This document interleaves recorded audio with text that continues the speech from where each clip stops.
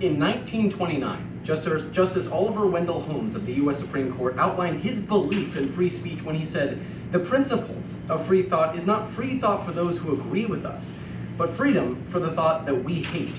And this was an idea shared by President Reagan as well. In his address to the British Parliament in 1982, he said, "The objective I propose is quite simple to state. To foster the infrastructure of democracy, the system of a free press, unions, political parties, universities, which allows a people to choose their own way, to develop their own culture, to reconcile their own differences through peaceful means." It was this speech where he foreshadowed the conclusion of the Cold War and demonstrated that Leninism and Marxism would be on the ash heap of American history. And it's because social media are the exemplification of what President Reagan stood for on that day. It is crucial that we affirm the resolution, which states as follows: social media strengthens American democracy. Now, the argument of the affirmative is very simple, that social media give voice and power to people who have neither. Oppression in the United States is not dead. It is merely a sword that becomes more and more dull as the years go on. But social media strengthens American democracy because it provides representation to the unrepresented. Indigenous Americans in the United States have had an uphill battle in our democracy. As AZ Central reported in August of 2016, across the country, tribal members have filed suits alleging that state laws and county election practices intentionally make it harder to vote on reservations. Local jurisdictions don't always provide translators or polling locations on reservations. For example, San Juan County, Utah, began conducting elections by mail in 2014. Members of the Navajo Nation who live in the area could no longer physically vote in the village. If they wanted to vote in person, they would have to drive to the only remaining polling place at the county seat in Monticello, a 400-mile round-trip drive. But the problem is more systemic than negligent ancient laws, and is still happening to this day. As Edward Helmore of The Guardian reported in 2017, Montana's Republican Party leadership is opposing a Republican-sponsored measure to reform the state's elections. The dispute focuses on a bipartisan bill before the Montana legislature that would make an upcoming election to replace Representative Ryan Zink, President Trump's tap for the Interior Secretary, an all-mail ballot vote. However, Republican Party Chairman Jeff Essman expressed that Senate Bill 305 removes an option from voters, and that's detrimental to many Native Americans who vote and want to vote in person. But even further, fortunately, social media is a great way for Native peoples to express their needs and decrease the tyranny of the majority. In fact, as the NPR reported in November of 2016, more than 1 million people have checked in on Facebook to the Standing Rock Indian Reservation page in a show of support for the tribe that has been rallying against the construction of the Dakota Access Pipeline for some time now. But this is part of a larger Native American effort to use social media to make up for their lack of representation. As Joe Heim, a social expert from UC Berkeley's Graduate School of Journalism, reported in September of 2016 for the Washington Post, even as the battle over the pipeline was playing out in court, support for the tribe's position poured in from all over. More than 200 Native American tribes have declared their support, and many have sent food and supplies. On social media, activists have used the hashtag #NoDAPL to spread information about the protests. Actors Leonardo DiCaprio, Shailene Woodley, and Susan Sarandon have offered to support the tribe's efforts, through social media specifically. But beyond representation, social media allows minority groups to spread awareness about issues that only directly impact a minority of people. Take, for example, the Black Lives Matter movement. According to the Center for Media Social Impact, February of 2016, they analyzed 3 types of data: 40.8 million tweets, over 100,000 web links, and 40 interviews of BLM activists. Social media posts by activists were essential in initially spreading Michael Brown's story nationally and taking the Black Lives Matter movement off the ground. They concluded by saying that during the years we analyzed, activists managed to spread their message on this issue much further than ever before. They did so by appealing to the moral sensitivities of non-activists, who in turn projected their message before audiences who would have not witnessed them. These non-activists, celebrities, politicians, online humorists, and ordinary citizens either endorsed BLM's messages or at least recommended that their followers listen to them. This process of information gatekeeping is not new, but before the internet, activists had to rely on news outlets to carry their messages. Mainstream journalism still plays a major role in this today, but it's no longer alone.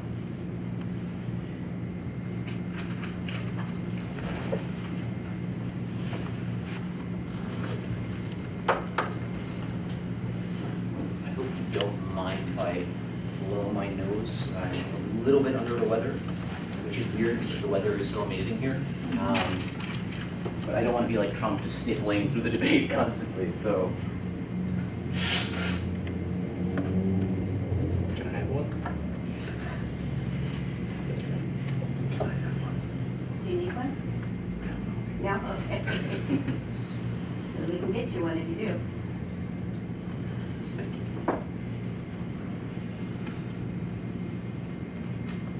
All right. Judges ready? Audience ready? Opponent ready? And we'll begin then. It's kind of weird as a millennial to be arguing against social media. I mean, I use it a lot. Thank God for Facebook, otherwise I'd have to call 598 people and tell them how far I ran today. Yet, even I'll admit, not everything is milk and honey in the land of tweets and likes. Your Honors, the greatest threat to American democracy today is the partisanship which plagues our nation. The results of the election are in, and one thing is clearer than ever. 100% of Americans believe that 50% of Americans are completely insane. And we can't agree on very much else. This is not a healthy state for our nation. As Abraham Lincoln reminded us in a darker part of our past, a house divided cannot stand.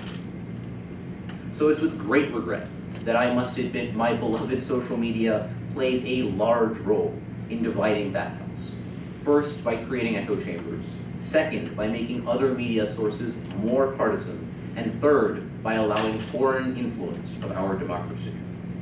Now on that first point of creating echo chambers, the reason social media is so addictive is because it is designed to give you exactly what you want.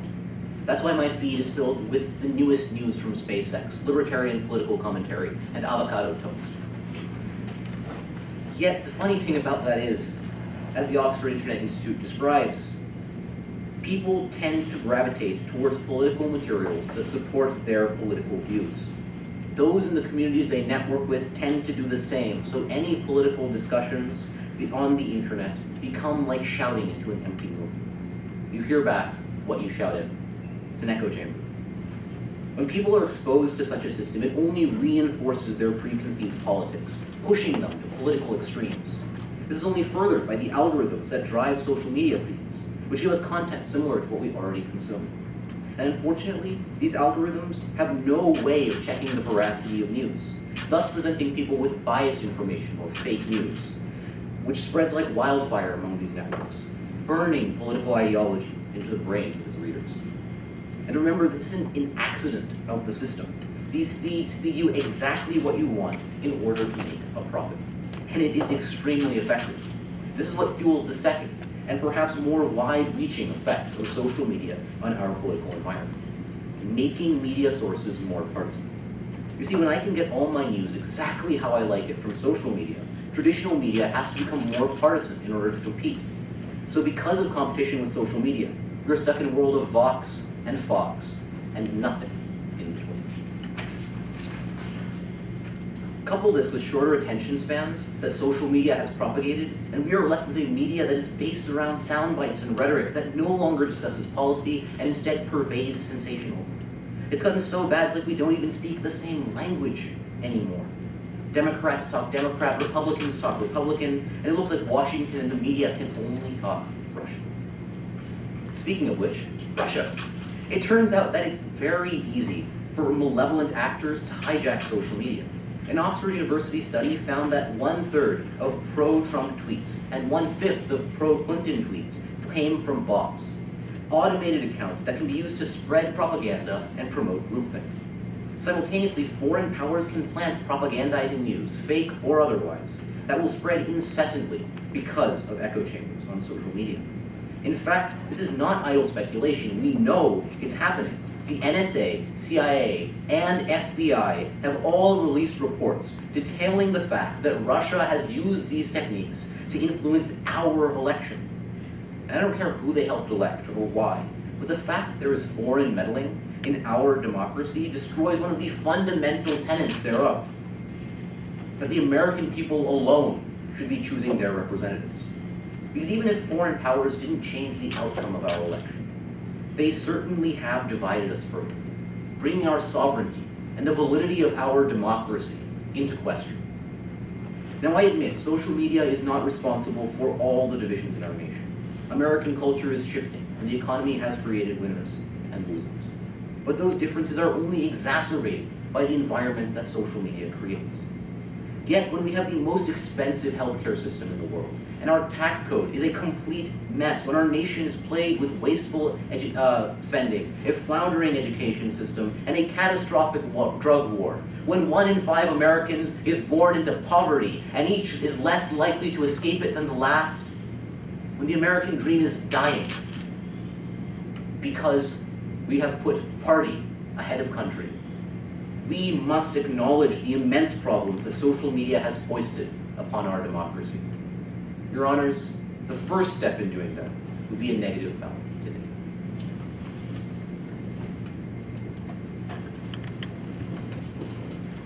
And I'm going to start running some of that.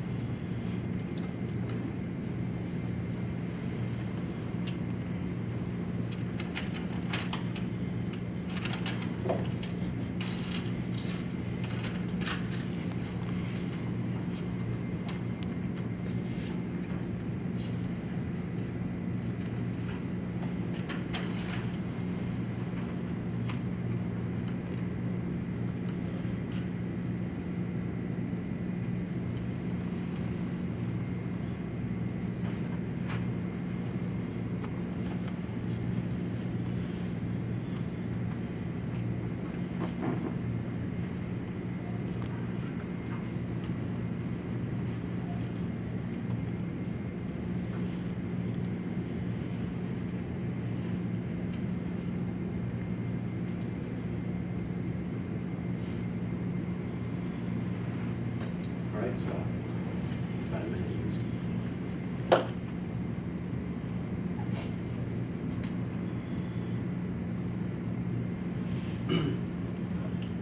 Everyone ready?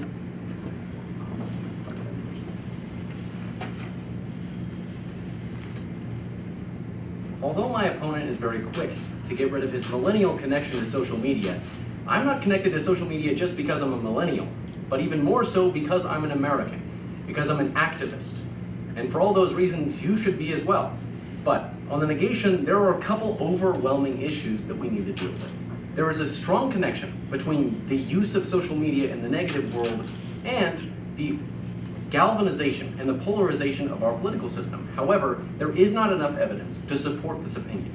And even if there was, it doesn't seem true in the first place. So his first argument, echo chambers exist on Facebook and Twitter.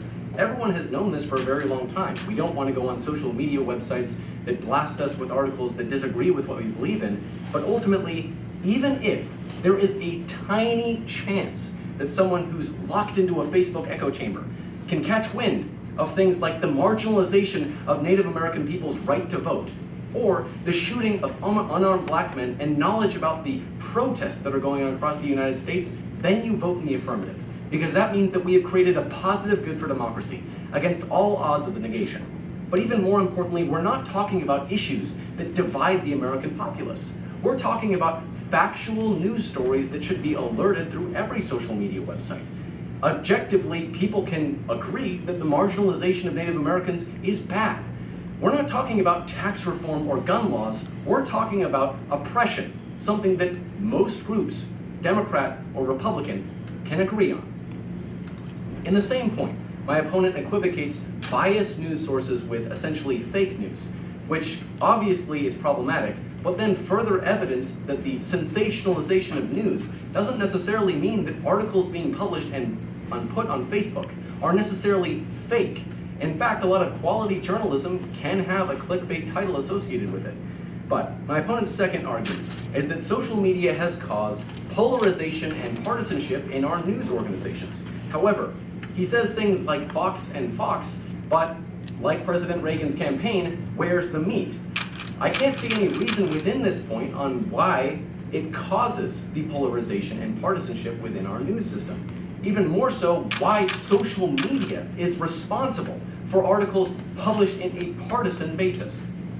But even more, Sensationalization may not be a product of social media. It may be a product of the millennial generation, it may be a product of our shorter attention spans, but I can't see a reason why social media is to blame.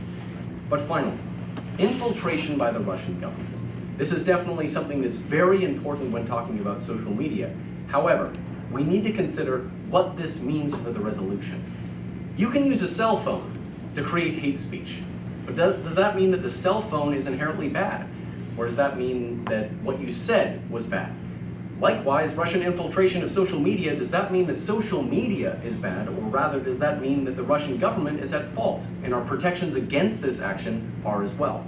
But even more so, what Russia did was publish fake articles, and currently social media is attempting to fix that problem. According to Forbes magazine on March of 2017, intellectuals at colleges across the nation are finding ways to develop artificial intelligence technology used to automatically flag fake news articles on Facebook and Twitter. Even more so, according to The Hill in May of 2017, Facebook and Twitter themselves are discussing new strategies for addressing this issue, and it's definitely something that they can tackle by auditing and quality control. What we need to realize in this point is that social media is a great way to create conversations about nonpartisan, crucial issues. And if there's a chance that more Americans can hear it because social media exists, that's a positive benefit to our democracy. And even though it has its faults and it's been used to a poor end, that does not mean that social media itself is poor.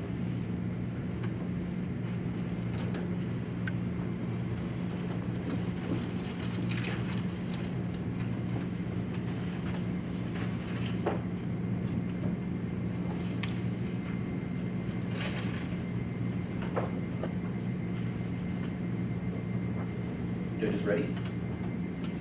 Audience ready? Opponent ready? Cool. I think the important thing in this debate is to look at the big picture. I understand that it's important to help the underdog. In fact, I try to do so myself. My high school is a very small one. In fact, we receive Title II funding, which is to say that we are a school with a large amount of poverty. And this is actually the first year where my debate team has been able to go to a competition outside of our local league. So I understand very well the importance of helping those who are currently oppressed by the system. But we also have to understand that in order to effectively help them, we have to be able to come up with bipartisan solutions. We have to work together. And social media is not allowing for that to happen. You see, my opponent states that there isn't enough evidence to say that social media causes polarization. But what do experts have to say to that? See, there's something in academia called a meta-analysis. And the idea of a meta-analysis is to aggregate the studies of a wide variety of researchers to come up with a conclusive answer in some field. Stanford University, in coordination with Gonzalo University, decided to have such a meta-analysis, looking for the primary cause of polarization in America. And the one resolute answer they were able to give is that it is caused by social media. So, yes, it may seem to my opponent that this is not true, but I ask to weigh his word versus that of experts, of researchers. We have to weigh facts heavier than we weigh emotions. Currently, social media doesn't allow us to do that. See, we are foisted into a system which gives us the things that we want. It makes us feel happy, but doesn't elicit any real change. When was the last time you went on social media, had a discussion about politics, and said, wow, I feel so civically engaged?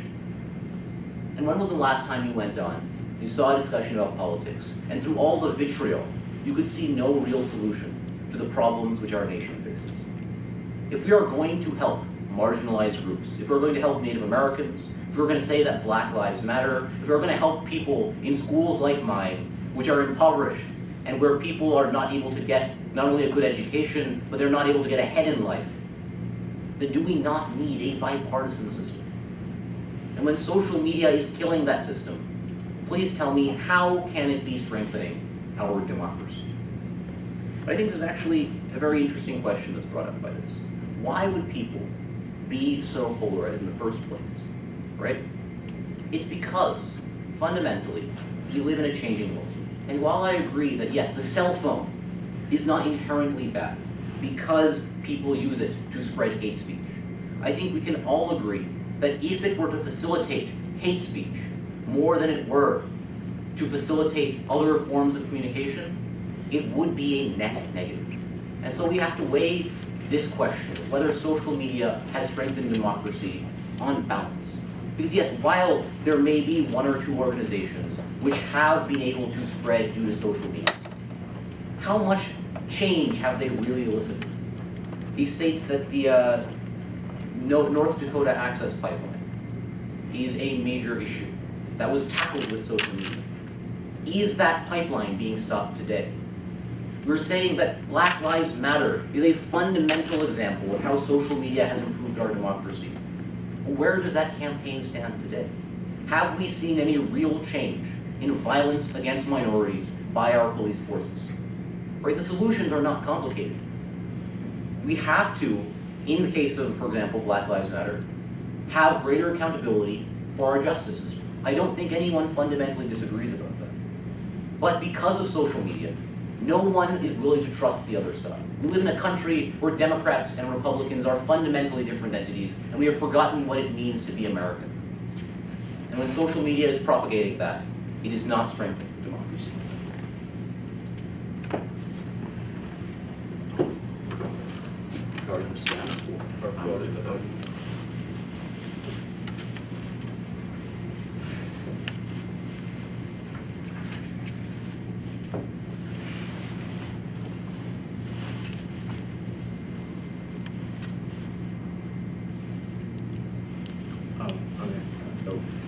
We're supposed to stand at the table for this. Entirely cool with that. Yeah, awesome. Everybody ready? Let's get a drink of water, please. Go for it.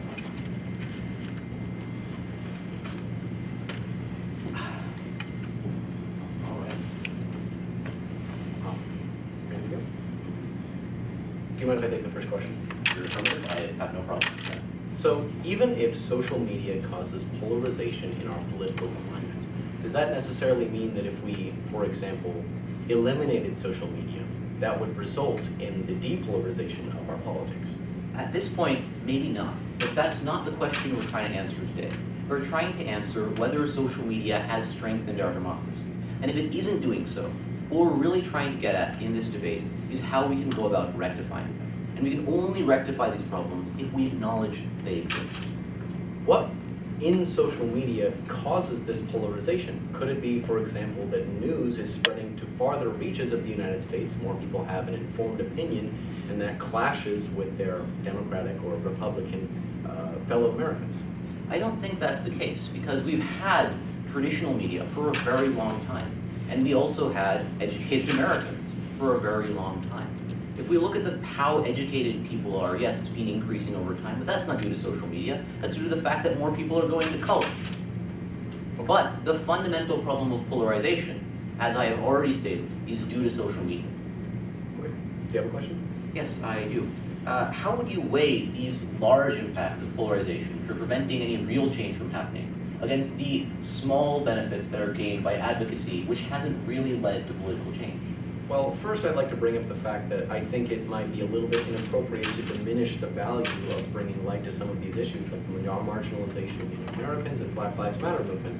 But even more importantly, I don't think that just because social media is polarizing the system, that means that we should no longer have a system that emphasizes voices that don't have a platform to speak. But more importantly, whether or not eliminating social media would get rid of this polarization problem would dictate what we would do in the first place. So if getting rid of one Actually, you can, oh, thank you. I think you're misconstruing my argument slightly. I'm not saying that social media should be eliminated, right? We're not some authoritarian nation which can just get rid of social media. Right. But we are a nation which can acknowledge our problems. We are a nation which can strengthen ourselves and our democracy by looking at what's wrong and trying to make it right. And I think that in order to acknowledge the problem of polarization, we also have to acknowledge that it stems in large part from social media. When we look at the resolution, it is the stance of the affirmative that social media empowers minorities and oppressed groups more than it would have a beneficial effect on depolarizing the system. When we look at the impact of social media and its democratization of the United States, it's crucial to consider how much social media is polarizing the system, how much it plays in part to candidates in the election. News websites And social media may be a part of the problem, but when we look at the benefits of providing voices to the people who need it, there is no comparison. I believe that's Awesome. Moderated questions.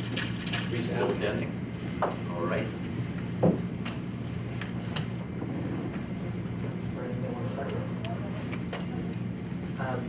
I'll start with an interesting point, just because it was kind of touched on a little bit in the crossfire just now.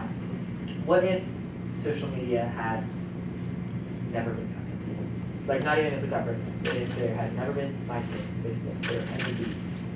Just briefly for both of you, where do you think we would stand as a country, as a democracy, if they never existed to begin with? I'd like to jump on that if it's okay.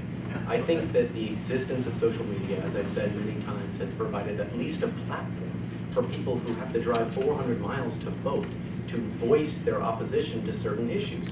When they don't have a representative in Congress, they can represent their issues to the rest of the United States. And in turn, that could create serious political and social change. But generally, I think the existence of social media has had a fascinating impact on the connection between people and the enlarging of their scope and understanding of US politics and of global issues. I think that today we would live in a stronger democracy if social media were not founded. Now, I'm not a Luddite, and I do use social media myself. But again, I'd like to emphasize that the biggest problem in our politics today is that we can never agree.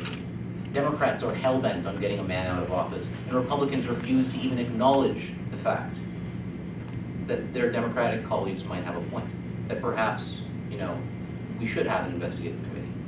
And yet, despite all of this, if we can still get together as a people with social media, then imagine how much better our nation would be without it.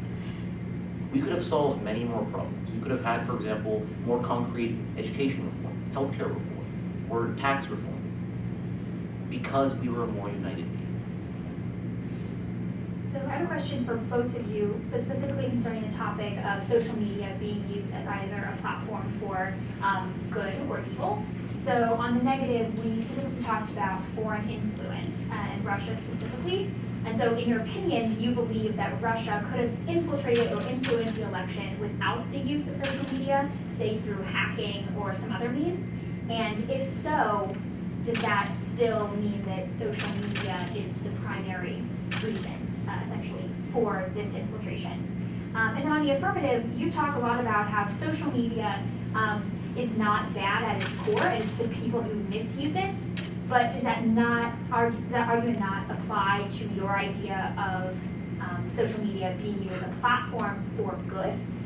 Is it just the people that are able to do that, as opposed to social media being the reason that they are successful in their movements? Of course, Russia could have influenced our election without social media. I mean, there is a very real possibility they colluded with one of the candidates, and I think that that is also a danger to our democracy. But the more fundamental one today is that of polarization. Again, the reason that Russian influence in our election, particularly through social media, is dangerous is because it brings into question whether our democracy is valid, and it pits one side of the aisle against the other. And social media, simply by exacerbating that problem, brings our democracy fundamentally to a halt. And in response to the question of can social media be used to a negative end? So Russia used social media in the United States in a very specific way.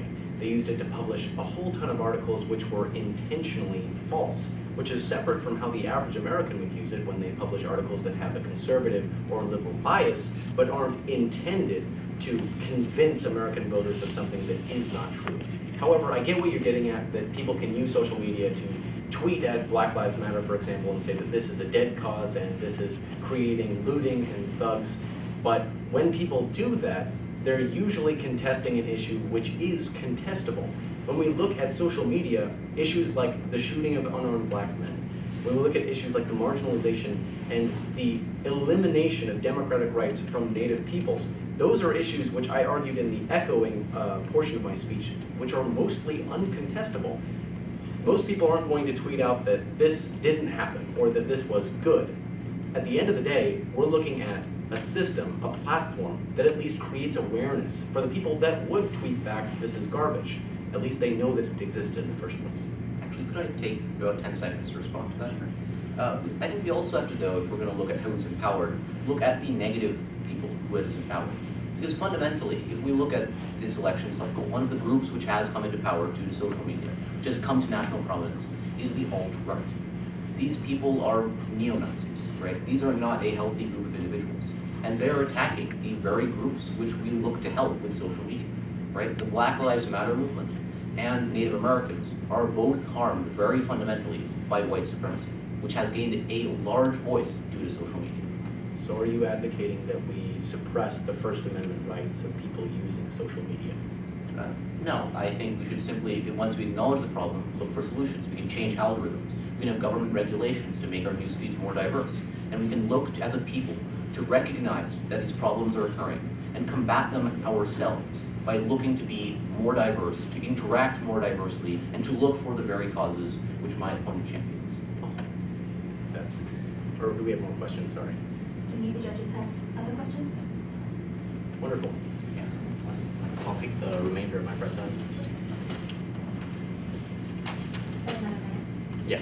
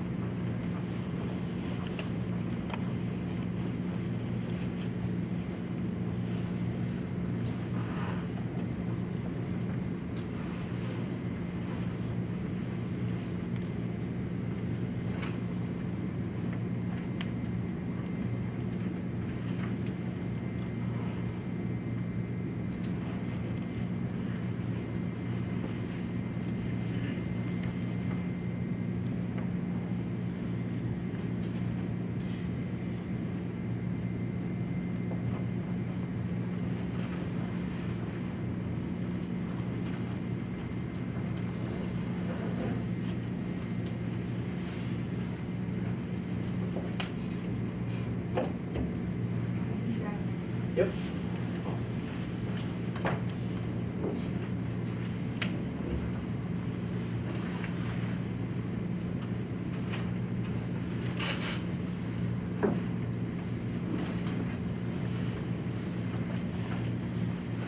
Everybody ready?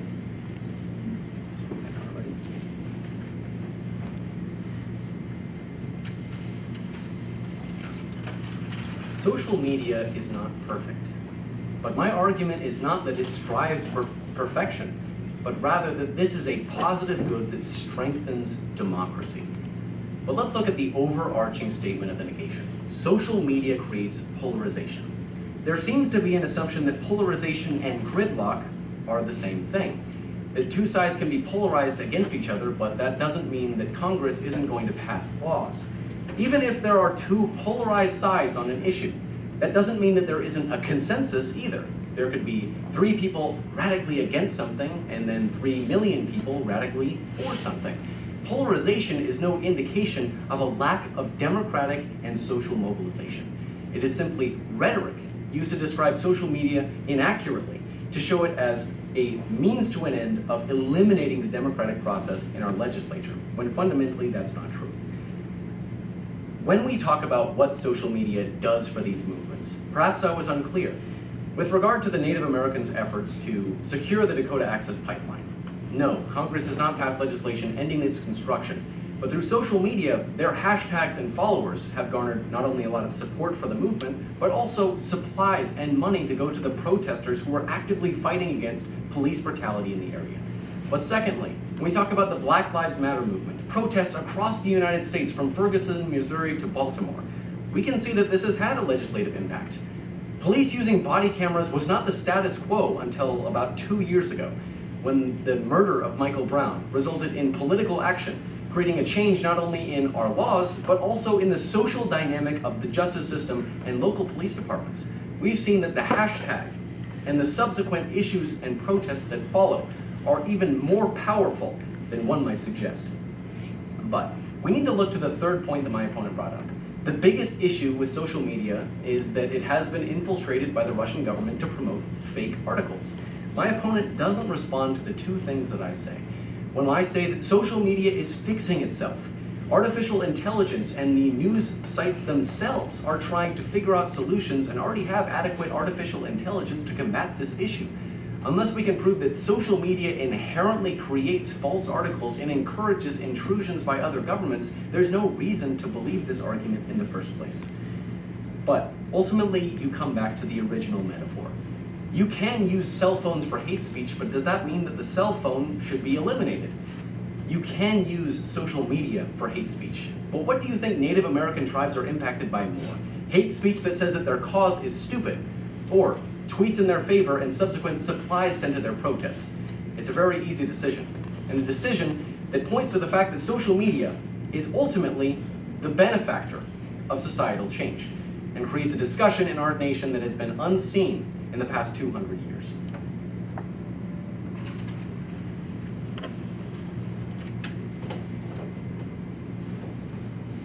I hope you wouldn't mind if I use the remainder of my 2 minutes of prep time.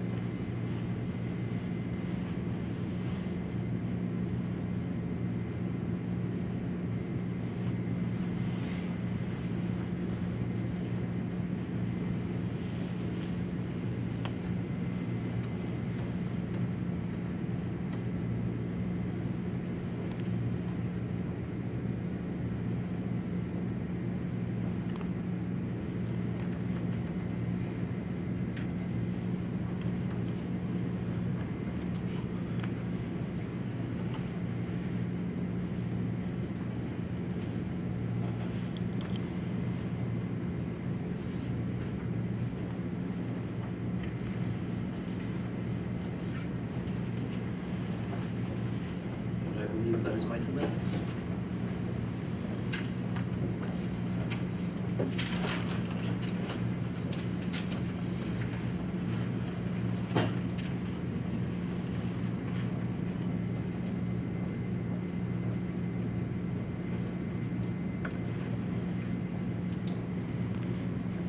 Shit is ready.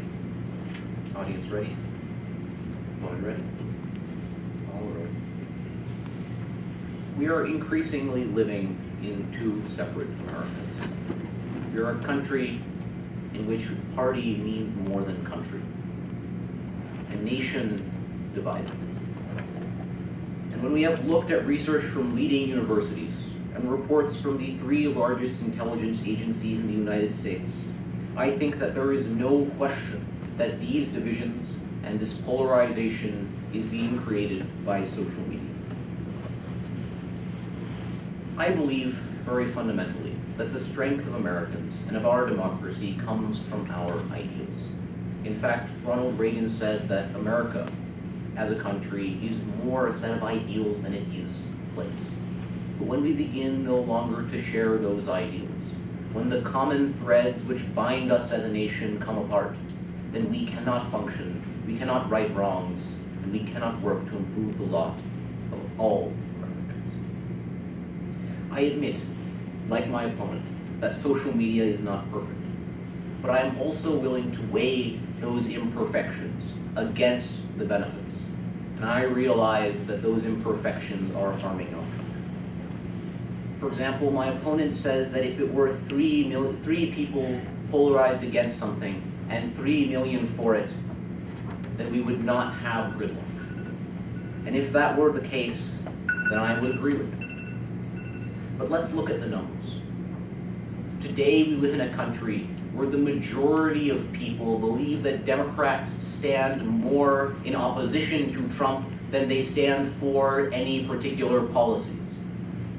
We live in a nation where our political parties are not built around solving problems, but opposing the solutions from the other side. So even if we are seeing an increase in outreach to particular groups, we are not seeing their problems addressed. The Dakota Access Pipeline continues to be built today. It continues to potentially harm the environment and harm the people living. And in spite of 1 million views on Facebook, we have not seen a change in the views of our political leaders.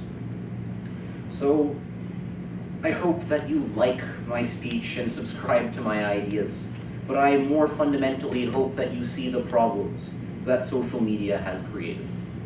It is only then that we can rectify them and strengthen our democracy. Because so long as we let our divisions control us, so long as we let social media and those who will abuse it control us, we cannot be a nation unified.